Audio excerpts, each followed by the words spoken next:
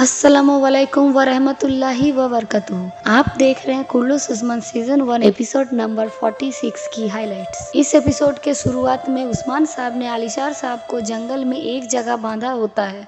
करीब ही झाड़ियों में दुंदार साहब और उनके सिपाही छुपे बैठे होते हैं।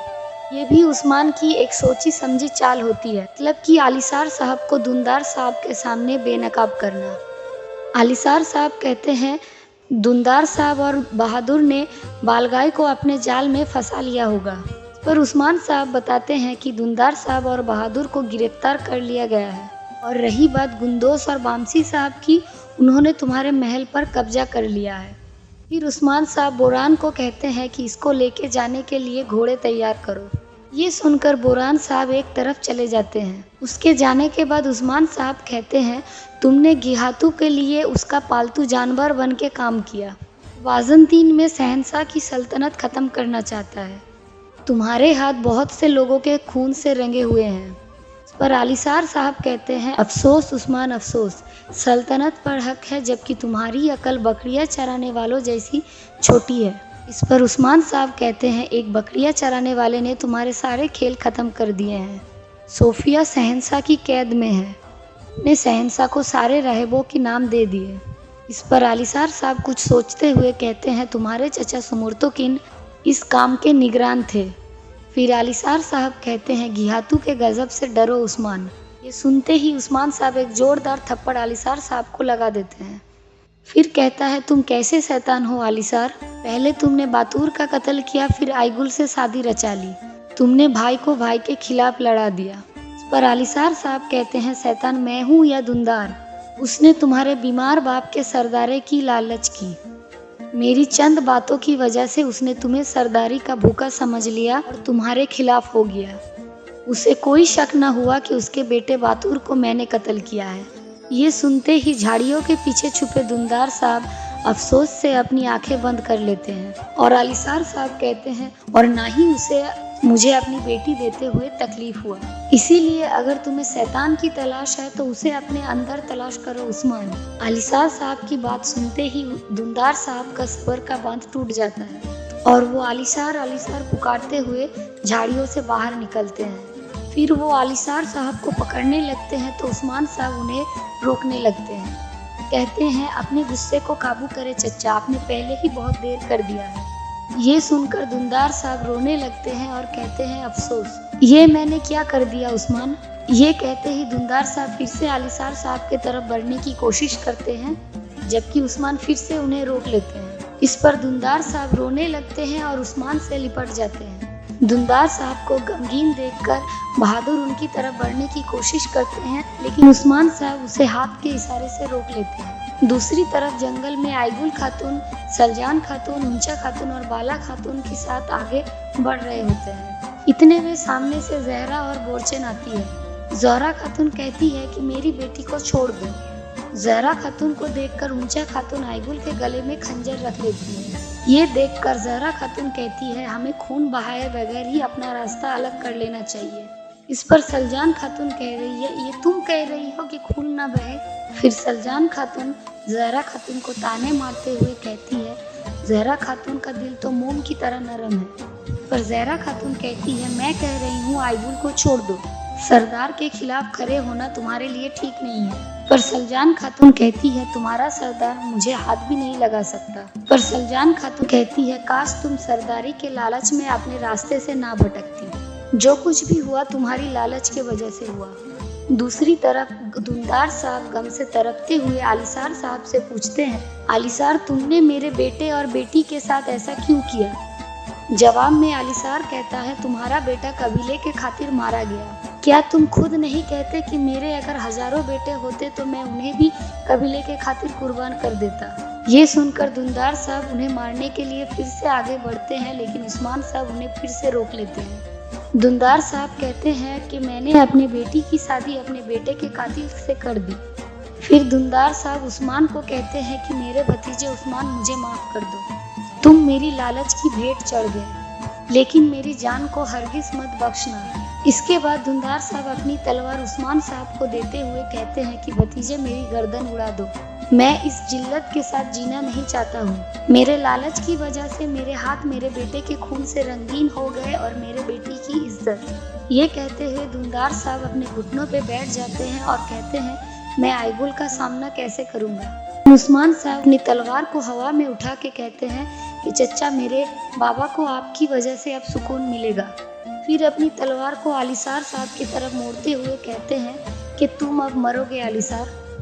दूसरी तरफ सलजान खातून और जहरा खातून के बीच लड़ाई होती है, लेकिन थोड़ी देर लड़ाई के बाद सलजान खातून जहरा खातून को काबू कर लेती है और बाला खातून के वार से बोरचन खातून जख्मी होकर जमीन में गिर जाती है। ये देखकर आईगुल भागकर बोरचन के पास बैठ जाती है। फिर रोते हुए कहती है, कत्ल कर दिया मेरे दोस्त को। दूसरी तरफ बालगाय अपने साथियों के साथ जंगल से गुजर रहे होते हैं। तकलीफ के वजह से घोड़े से जमीन पर गिर जाते हैं। ये देखकर चीरकुटाई भागकर बालगाय के पास आते हैं और जोर जोर से बालगाय बालगाय पुकारता है। इसके बाद बालगाय अपनी आंखें खोल लेता है और चीरकुटाई को गर्दन से पकड़कर पूछता है, क्या मैंने तुम्हें कहा नहीं था कि सामने वाले सिपाही किसी भी हालत में अपनी जगह नहीं छोड़ेंगे। इस पर चीरकुटाई कहते हैं कि उसके साथ तुंगाई था। इस पर बालगाय कहता है, अपना मुंह बंद करो, अगर तुंगाई ना होता तो अब तक मैं मर चुका होता। इसके बाद चीरकुटाई बालगाय के जख्म को देखते हुए कहता है, आपके जख्म से बहुत खून निकल रहा है। इसके बाद वो बालगाय को उठाने के लिए सहारा देता है, लेकिन बालगाय उसका हाथ झटक देता है। फिर लड़खड़ाते हुए एक पेड़ के नीचे जाके बैठ जाता है। इसी दौरान वहाँ उस्मान आते हैं और बालगाय से पूछते हैं, क्या आप खैरियत में है बालगाय। उस्मान को देखकर बालगाय कहते हैं, तुमने मुझसे वादा किया उस्मान, मैं तुम्हारी वजह से आज मर जाता। फिर उस्मान साहब बालगाय के जख्म को देखते हुए कहते हैं, हमें इनका तीर निकालना होगा। इसके बाद चीरकुटाई को कहते हैं, तुम अभी तक यहाँ क्या कर रहे हो। ये सुनकर चीरकुटाई वहाँ से चले जाते हैं। फिर बालगाय उस्मान से कहते हैं, पहले तुमने हमारे लिए घात लगाई और अब तुम मुझे बचा रहे हो। मुझे तुम्हारी मदद नहीं चाहिए, मैं खुद ही अपना मसला हल कर लूँगा। इस पर उस्मान साहब कहते हैं, मैंने तुम्हारे लिए घात नहीं लगाई, जिस पर तुम्हें बहुत यकीन है उसी कमांडर बुके ने ये किया है। लेकिन फिर मुस्कुराते हुए कहते हैं, परेशान मत हो, मैंने उसका कत्ल कर दिया। ये सुनकर बालगाय कहता है, गद्दारों के लिए मेरे नज़रों में कोई अहमियत नहीं है। इसके बाद उस्मान कहता है, मुझे जो लेना था वो मैंने ले लिया, लेकिन फिर भी मैं अपना वादा पूरा करूंगा और घिहातू के खिलाफ लड़ाई में तुम्हारा साथ दूंगा, लेकिन तुम अपना हिसाब पूरा किए बगैर मरना मत। ये सुनकर बालगाय मुस्कुरा देता है और उस्मान अपने घोड़ों की तरफ बढ़ते हैं। उस्मान के वहां से जाने के बाद बालगाय फिर से चीरकुटाई को कहता है, मैंने तुमसे कहा था सामने वाले लोग नहीं हिलेंगे, तुम्हें इसकी कीमत चुकानी पड़ेगी। इस पर चीरकुटाई कहता है, उनकी कमान तुंगाई के पास थी बालगाय। दूसरी तरफ सलजान खातून आईगुल खातून और जहरा खातून को लेकर कबीले में दाखिल होती है, जबकि बोरचन घोड़ा गाड़ी के स्ट्रेचर पर पड़ी होती है। उन्हें देखकर तमाम लोग जमा हो जाते हैं। इतने में बामसी साहब और गुंदोज साहब भी वहां पहुंच जाते हैं। उन्हें देखकर जहरा खातून कहती है, संजाक सरदार और कबीले के सरदार की बीवी को पकड़ने का क्या मतलब होता है। जहरा खातून की बात सुनकर बामसी साहब गुस्से से आगे बढ़ते हैं तो जान खातून उन्हें रोकते हुए कहती है, इनकी बातों में मत आए बामसी साहब। फिर गुंदोज साहब के इशारे से उनके सिपाही उन्हें वहां से ले जाते हैं। इतने में बामसी साहब की नज़र बोरचन खातून पर पड़ती है तो वो भागकर उनके पास जाते हैं। फिर बोरचन खातून को देखकर बहुत ही दुखी हो जाते हैं। फिर सलजान खातून आगे बढ़ते हुए कहती हैं, इन्होंने हम पर घात लगाई और बाला खातून पे हमले के दौरान ये जख्मी हो गई। फिर बामसी साहब बोरचन को देखकर कहते हैं, मेरी बेटी तुम ठीक हो जाओगी, मैंने तुम्हारे बाबा से वादा किया था, अफसोस कि तुम इन लोगों के बातों पे आ गई। इसके बाद बामसी साहब एकदम से खड़े हो जाते हैं और सिपाहियों से कहते हैं, इसे सिफा वाले खेमे ले जाओ। सिपाही उन्हें वहां से ले जाते हैं, जबकि सलजान खातून बामसी साहब से कहते हैं, इसका जख्म गहरा है और बहुत सा खून बह चुका है। ये सुनकर बामसी साहब परेशान हो जाते हैं। दूसरी तरफ उस्मान साहब जंगल में सफ़र कर रहे होते हैं। इसी वक्त सामने की तरफ से गोप्तोक आता है। फिर गोप्तोक उस्मान साहब से कहते हैं, अब से फतह सिर्फ आपका है उस्मान साहब। उस्मान साहब कहते हैं, हमें जिहाद का हुक्म दिया गया है, फतह तो अल्लाह देता है। फिर कहते हैं मैं बालगाय के तरफ से आ रहा हूँ। उसका जख्म गहरा है लेकिन वो इस जख्म से मरेगा नहीं और वो तुम्हारे इंतज़ार में है। इस पर गोपतोक कहता है नहीं उस्मान साहब नहीं, इसकी मौत इतनी आसान नहीं होनी चाहिए। इस पर उस्मान साहब कहते हैं परेशान मत हो, उसकी मौत बिल्कुल भी आसान नहीं होगी। फिर गोपतोक कहता है अगर आप मुझे इजाज़त दें तो मैं उसका काम अभी तमाम कर देता हूँ। इस पर उस्मान साहब कहते हैं नहीं, अभी उसकी मौत का वक्त नहीं आया। इस पर गोपतोक कहता है बालगाय ने आपको जाल में फंसाया है। वो चाहता है कि वो आपको और गिहातू को जंग में मसरूफ़ कर दे। जब आप गिहातू को कमज़ोर कर देंगे तो वो आप दोनों को अपने लश्कर के साथ मिलकर मारने के ख्वाब देख रहा है। इस पर उस्मान साहब कहते हैं मैं जानता हूँ गोपतोक, लेकिन अभी फ़िलहाल कुछ बातों के बारे में जानना ज़रूरी है, इसीलिए अभी तुम्हें उसके पास जाना होगा। फिर गोपतोक कहता है जैसा आप कहें जनाब। दूसरी तरफ कबीले में तबीबा बोरचिन का इलाज कर रही होती है। इतने में वहाँ बामसी साहब आते हैं। इन्हें देखकर तबीबा वहाँ से चले जाते हैं। फिर बोरचिन को देखकर बामसी साहब की आंखें नम हो जाती हैं। फिर वो कहते हैं तुम्हारा बाप बहुत बड़ा जंगजू था। जब तुम छोटी थी तब उसने मुझे बचाने के लिए अपनी जान दे दी। अल्लाह गवाह है अगर वो ना होता तो मैं मारा जाता।